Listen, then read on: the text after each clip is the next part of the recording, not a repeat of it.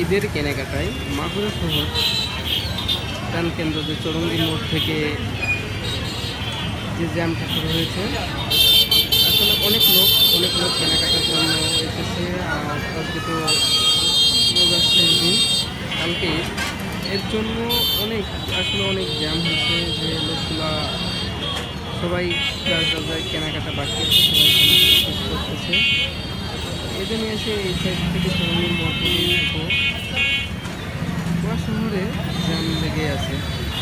এতটা জ্যাম লেগে আছে যেটা আসলে আমাদের শহরে সচরাচর কখনো এরকম জ্যাম হয় না।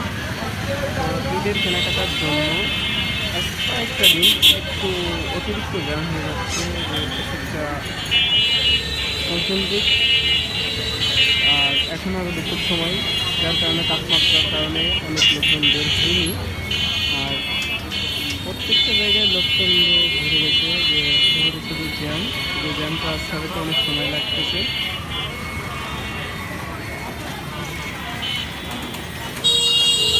আর দোকানদাররা বিক্রি করে তো শেষ করতে পারতেছে না, তাই এত পরিমাণে কাস্টমার দেখা দিতে আসবে যে এই কয়েকদিনে হয়তো এত কাস্টমার একসাথে দোকানে কোনো সময় ভিড় করিনি বা দোকানে ঢুকিনি। এখন আজ বিশেষ রোজা, কেনাকাটার জন্য শহরে লোক অত্যন্ত লোক এসেছে,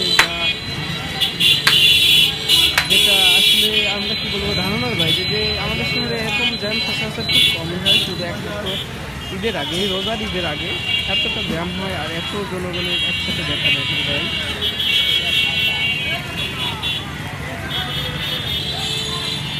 তো এদিকে তরুণের নিয়ে পর্যন্ত আসলে আমরা যে প্রান্তটাতে দাঁড়িয়ে আছি, এটাতে একটু কম জ্যাম। এটা পুলিশ ও ট্রাফিক আইনের আওতায় থাকে, তো যার কারণে এই জায়গাটাতে একটু কম জ্যাম দেখা দেয়।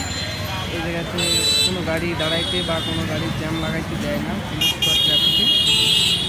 আর আমরা একটু জুম করে দেখাচ্ছি যে আমাদের একটু দূরেই দেখা যাচ্ছে যে অনেকটা জ্যাম লেগে আছে।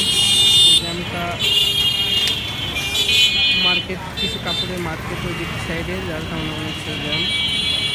এই জ্যামটা সরাইতে অনেক সময় লাগছে।